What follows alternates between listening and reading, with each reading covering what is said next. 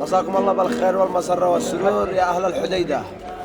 آل جباية حبايب قلبي، نشارككم فرحتكم بأغنية بث مباشر إن شاء الله من صنعاء. إهداء خاص من الشيخ أبو كهلان مجاهد جبيح، كما إهداء خاص من كافة آل جبيح العريس الغالي مازن يحيى جبيح، ومني أنا أخوكم الفنان سامي شرية، من جميع الطاقم حقي وأحلى مهندس حمد عواطف والفرقة، ودمتم بألف خير وسعادة وسلامة.